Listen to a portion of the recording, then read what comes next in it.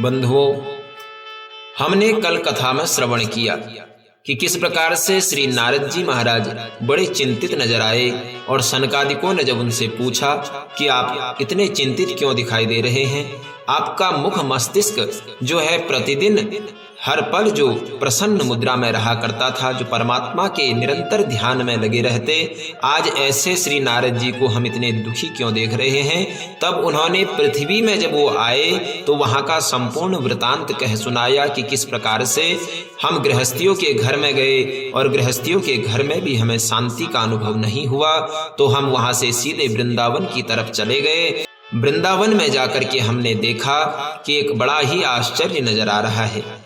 क्या आश्चर्य देखा?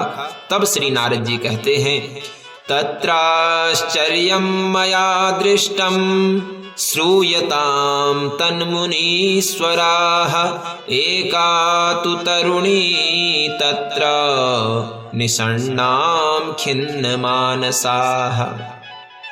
बहुत सुंदर बात कही कि हम जब वृंदावन की तरफ गए तो बड़ा आश्चर्यमयी दृश्य हमने देखा कि वहां पर एक बड़ी ही सुंदर स्त्री, एक सुंदर साध्वी स्त्री बैठी हुई है और उस स्त्री के गोद में दो वृद्ध, दो बुजुर्ग शयन मुद्रा में हैं, सोए हुए हैं उनकी गोद में। जब ऐसा देखा, यह आश्चर्यमयी दृश्य मैंने, क्योंकि कोई स्त्री सुंदर युवा अवस्था में हो और वो बैठी हो, उसके गोद में दो बुढ़े सोए हों तो आश्चर्य नजर आता है। कोई बूढ़ी स्त्री हो, उसके गोद में दो बालक या दो युवा सोए हुए हों तो वो समझ में आता है। तब मेरे मन में एक आश्चर्य की यह जो दृष्टि थी, ये एक शंका में परिवर्तित हुई। मेरे मन में विचार जागृत हुआ कि मुझे पूछना चाहिए कि ये कौन है, और मैं चला गया उनसे पूछने के लिए कि वो कौन है और क्यों इतनी दुखी नजर आ रही हैं। जब पहुंचा तो उनके सामने मैंने देखा कि बहुत सारी स्त्रियां और आ गई जो उनकी सेवा में लगी हुई हैं। तो मैंने स्वयं ही अपने मन में विचार किया कि मैं जाने को तो चला जाऊं, इनसे पूछ लूं कि क्या परेशानी है, क्या चिंता का आपका विषय है। लेकिन ये माताओं का स्वभाव बड़ा विचित्र होता है। अभी ये रो रही है और कुछ ही पल में ये हंसने लगेंगी, ये माताओं का स्वभाव होता है। तो उसी समय हंसती हैं, उसी समय रोने लग जाएं, या उस समय रो रही हैं, कुछ समय बाद खिलखिला करके हंसने लग जाएं। तो उनके स्वभाव को जानना बड़ा मुश्किल है। ऐसा ही सोच करके जब मैं जाने लगा, मेरे मन में शंका जागृत हुई कि कहीं मैं इनके बीच में चला गया और इनको ये बात अच्छी नहीं लगी तो मुझे ही बातें सुनाने लगेंगे। तो इसलिए मैं वहां से लौटने लगा, और जब वापस आने लगा तो पीछे से उस स्त्री ने मुझे आवाज दी। क्या कहा? भो भो साधो क्षणं तिष्ठ मच्चिन्तामपि नाशय दर्शनं तव लोकस्य सर्वथाघहरं परम। कहती हैं कि भो भो साधो क्षणं तिष्ठ, हे साधु महाराज आप किधर जा रहे हैं? अरे एक क्षण तो यहाँ रुकिए, आप कहाँ भागे जा रहे हैं? अरे आप जैसे संतों के तो दर्शन हो जाएं, इससे बड़ा सौभाग्य क्या हो सकता है। आपके तो दर्शन मात्र से, आपके तो स्मरण मात्र से सभी जीव के पाप ताप संताप नष्ट हो जाते हैं, और आज मेरा भाग्योदय हो गया है महाराज, जो मुझे आपके दर्शन हुए। लेकिन मैं आपसे पूछ रही हूं, मैं आपसे पूछना चाहती हूं कि आप कौन हैं, कृपा करके अपना परिचय दीजिए। तब नारद जी ने कहा, वही तो मैं आपसे पूछना चाह रहा हूं माता जी कि आप कौन हैं, और आपकी गोद में जो सोए हुए दो ये बुढ़े हैं, दो बुजुर्ग हैं, ये कौन हैं, और आपको क्या दुख है, क्या दुख आपका, क्या कारण आपके दुख का है, वो सब बात मुझे बताइए। उस स्त्री ने कहा कि हे महाराज, मेरी जो चिंता है, मत चिंताम अपि नाशय, क्या आप मेरी चिंता का हरण करेंगे, मेरी चिंता का आप नाश करेंगे? यदि आप मेरी चिंता का नाश करने का आश्वासन मुझे देते हैं तो मैं आपको अपना परिचय देती हूं। तब श्री नारद जी ने कहा, आप बिल्कुल चिंता मत करो, आपका जो भी चिंता आपको है, जो भी दुख आपको है, मैं उससे आपको निवृत्ति दिलाने का आश्वासन देता हूँ। जितना मुझसे बन पड़ेगा मैं उतना प्रयास करूंगा आपके दुख का नाश करने का। आप कृपा करके मुझे सारी बात बताइए कि आप कौन हैं और ये दो बुजुर्ग आपकी गोद में कौन है, कृपा करके बताइए। तब वह सुंदर स्त्री जो है वो कहती हैं कि अहम भक्ति इति ख्याता इमौ मे तनयौ मतौ ज्ञान वैराग्य नामानौ काल योगेन जर्जरौ। कहती है कि अहम भक्ति इति ख्याता, मेरा नाम है भक्ति, भक्ति के नाम से मैं जानी जाती हूँ। और ये जो दो बुढ़े मेरे गोद में आप देख रहे हैं, ये कोई बुढ़े नहीं है महाराज। ये कौन है? इमौ में तनयौ मतौ, ये मेरे ही दो पुत्र हैं। और ये दो पुत्र हैं, ज्ञान और वैराग्य इनका नाम है। ये कैसे बुढ़े हुए हैं? तो कहते हैं काल योगेन, काल योग से ये बुढ़े नजर आ रहे हैं, समय की गति से ये बुढ़े नजर आ रहे हैं। क्योंकि ये जो संसार है इसमें भक्ति तो है, लेकिन जब भक्ति प्रबल नहीं होती तो ज्ञान और वैराग्य बुढ़े हो जाते हैं। कैसे बुढ़े हो जाते हैं?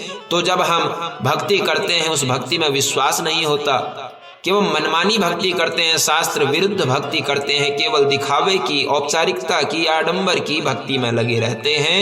तो ऐसे में जो हमारा ज्ञान और विवेक है वो सो जाता है, वो बुजुर्ग हो जाता है, वो सही और गलत को समझने योग्य भी नहीं रहता।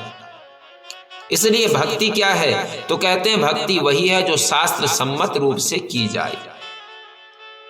और काल योग से ये बुजुर्ग हो गए हैं, इसीलिए मैं परेशान हूं, इसीलिए मैं खिन्न मना यहाँ पर बैठी हुई हूं।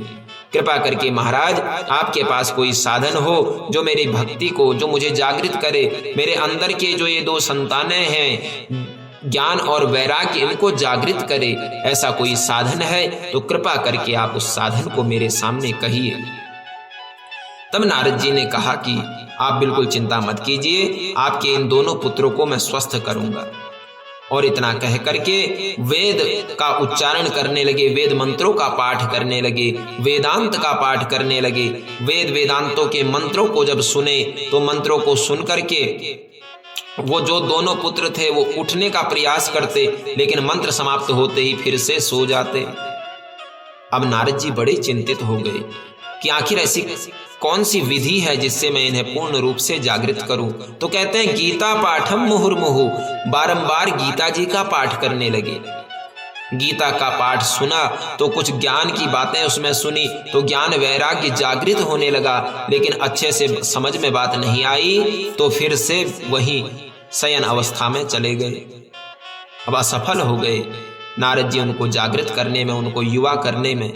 तो बड़े परेशान नारद जी, और परेशान होकर के नारद जी ने विचार किया कि मैं यहाँ से कहीं जाता हूँ और इनकी मुक्ति के लिए, इनको जागृत करने के लिए कोई जो अच्छा साधन होगा उसे लेकर के आता हूँ। और इतना विचार करके नारद जी वहां से चले गए और वहीं से वापस लौट रहे थे कि सनत कुमार आदि चारों भैया इनको रास्ते में मिल गए। और सनत कुमार आदियों ने इनसे यहीं पर पूछा कि आप क्यों इतने परेशान हैं। अब नारद जी ने कहा कि मैंने आपको सारी बात कह सुनाई और इसीलिए मैं परेशान हूं, आपकी शरण में मैं आया हूं। अतः आप कृपा करके मुझे बताइए कि ज्ञान और वैराग्य का जो बुढ़ापा है वो कैसे दूर होगा, कैसे भक्ति महारानी जो है वो कष्ट से निवृत्ति उसे मिलेगी, तो आप कृपा करके बताइए। और इतना कहा ही था तो आकाशवाणी हो गई, सत्कर्म सूचको नूनम ज्ञान यज्ञ स्मृतो बुधहि श्रीमद् भागवतालापः सातु गीतः सुकादिभिः। क्या आकाशवाणी हुई? सनत कुमार जी कहते हैं कि यह आकाशवाणी कह रही है कि सत्कर्म सूचको नूनम, आप सत्कर्म कीजिए और सत्कर्म के प्रभाव से ज्ञान और वैराग्य जो हैं वो युवा हो जाएंगे। ये हमारा विश्वास है। अच्छा महाराज, सत्कर्म की आप बात कर रहे हो, तो महाराज मैंने तो उनके सामने वेद पढ़े, वेदांत पढ़े, मंत्र शास्त्र उपनिषदों का पाठ किया, गीता पाठम मुहुर्मुहु, बारंबार मैंने गीता जी का पाठ किया। जब इतना कर्म करने के बाद भी वो युवा नहीं हुए, वो स्वस्थ नहीं हुए, तो फिर कौन सा ऐसा सत्कर्म है जिससे वो स्वस्थ हो जाएंगे? अरे मैंने जितने भी ये कार्य किए, जितने वेद वेदांत पढ़े, ये सब सत्कर्म ही तो हैं। फिर वो स्वस्थ नहीं हुए तो अब मैं ऐसा कौन सा सत्कर्म करूं महाराज? तब श्री सनकादिकों ने कहा कि महाराज, हे नारद जी, श्रीमद् भागवतालापः, आप भागवत का आलाप कीजिए, आप उनके सामने भागवत जी की कथा सुनाइए। और भागवत की कथा सुनाएंगे तो निश्चित रूप से उन्हें स्वस्थता मिलेगी, उनका शरीर स्वस्थ हो जाएगा और वो युवा हो जाएंगे। ये हमारा विश्वास है।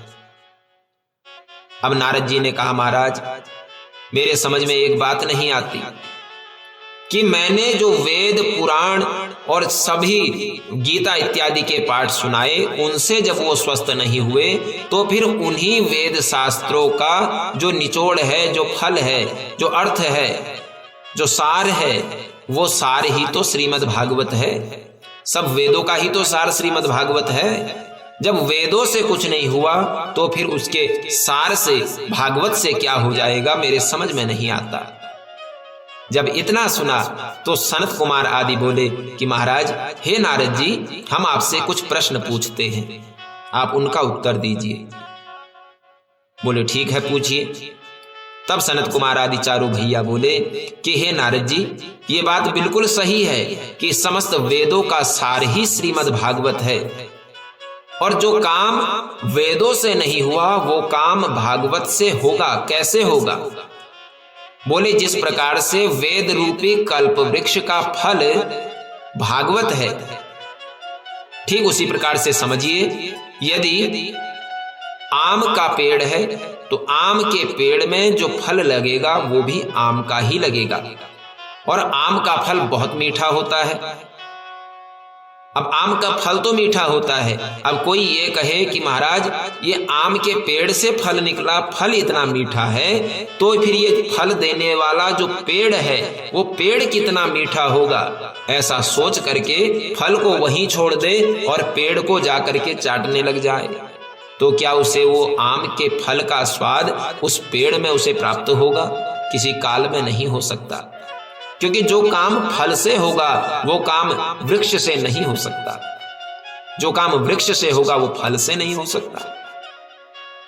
ठीक वैसे ही वेद रूपी कल्प वृक्ष का फल है श्रीमद् भागवत, और उसी कल्प वृक्ष के फल अर्थात उस भागवत के अंदर जो भक्ति का रस है, उसी रस का पान करने से ज्ञान और वैराग्य जो है वो स्वस्थ होंगे, वो युवा हो जाएंगे।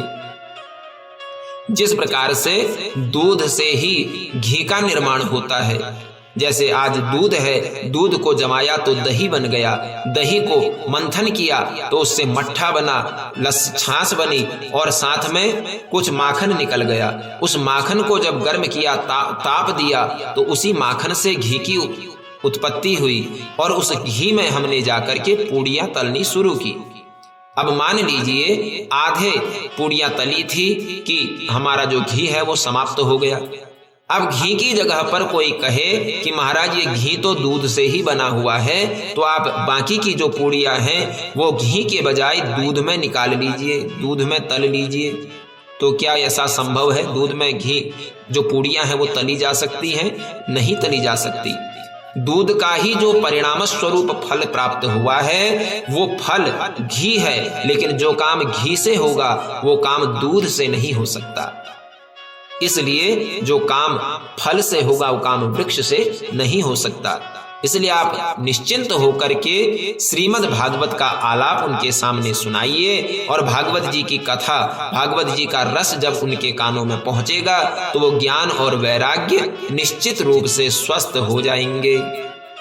इसलिए आप जाइए और जाकर के सीधे वहीं पर पहुंच जाइए। अब जब इतना सुना तो नारद जी ने मन में विचार किया कि ठीक है महाराज, कथा तो हम कर लेंगे, लेकिन कहाँ पर ये कथा को करें, कैसे किया जाए, कथा का नियम क्या है? तो सनत कुमार आदि बोले, तुम ठीक है, चलिए हरिद्वार की तरफ चलो। गंगा जी की सुंदर तलहटी पर हम आनंद नाम के घाट पर इस कथा को करेंगे। अब हरिद्वार की तरफ चले गए और हरिद्वार में आनंद नाम के घाट पर व्यास गद्दी सजाई गई। सुंदर बालू गंगा जी की रेत से व्यास गद्दी सजाई गई। सनकादिक भ्राता जो है वो व्यास बने, वक्ता बने, और नारद जी जो है मुख्य श्रोता बने। अब विवाहित तो नारद जी है नहीं, तो अकेले ही बैठे पूजन में। लेकिन यदि जो गृहस्थ लोग हैं वो गृहस्थ यदि कथा इत्यादि करवाएं तो सपत्नीक होकर के कथा में बैठे। अब नारद जी सपत्नीक नहीं है तो वहां पर अकेले बैठे, लेकिन जो सपत्नीक हैं, जो गृहस्थ हैं, वो जब कथा कराएं तो कथा में सपत्नीक बैठे, पत्नी को अपने दाहिनी तरफ स्थान दें। पत्नी जो है वो दक्षिण दिशा में दाहिनी तरफ पति के बैठे और अपने यज्ञ अनुष्ठानों को करे। अब नारद जी जो संत हैं, प्रमुख यजमान बने हुए हैं, अकेले बैठे हुए हैं, और उसके सामने ही 3 आसन और बिछाए हुए हैं। ये 3 आसन किस लिए बिछाए हैं?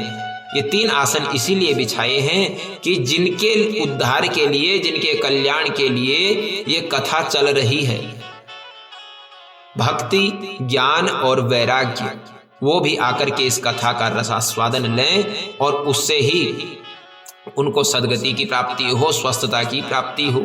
तो 3 आसन और बिछाए, 3 आसनों को बिछा दिया ज्ञान, भक्ति और वैराग्य के लिए। अब ये 3 आसन तो लगा दिए, तुलसी जी को स्थापित कर दिया सामने। तुलसी जी के साथ में सुंदर वेदियों का निर्माण किया।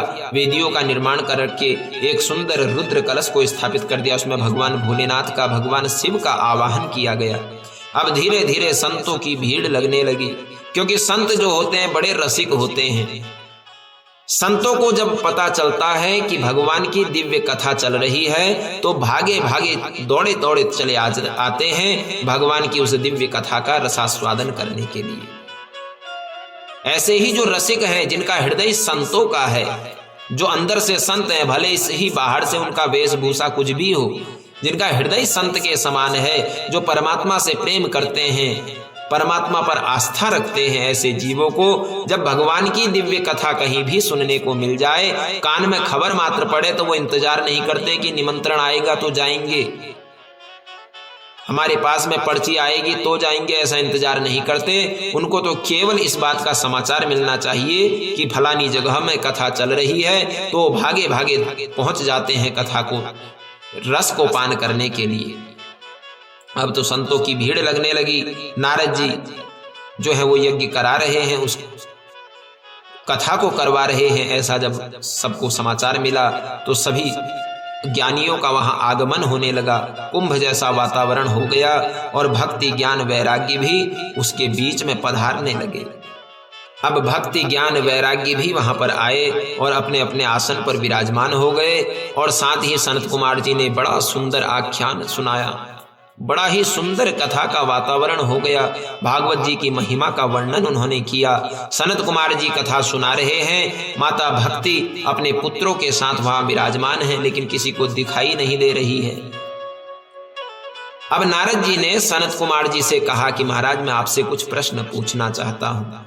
हम कथा तो कर रहे हैं, लेकिन मैं आपसे यह जानना चाहता हूं कि यदि कोई भक्त व्यक्ति जो है भगवान की भागवत कथा का श्रवण करके मुक्ति पा जाता है, जिसने जीवन भर सत्कर्म किए हैं, ऐसा जीव यदि भगवान की भागवत कथा को श्रवण करके मुक्ति को पा लेता है तो इसमें कोई आश्चर्य नहीं है। लेकिन मैं ये जानना चाहता हूं, क्या पापी व्यक्ति को भी मुक्ति मिल सकती है भागवत जी की कृपा से? बिल्कुल मिल सकती है। तो नारद जी ने कहा, महाराज यदि मिल सकती है तो आप ये बताइए कि किस तरह के पापों से जीव को मुक्ति मिलती है भागवत कथा के श्रवण से। तो सनत कुमार आदियों ने बड़ा सुंदर इसमें व्याख्यान दिया। इस व्याख्यान में क्या कहा ये हम कल की कथा में जानेंगे। तब तक के लिए जय जय श्री राधे श्याम।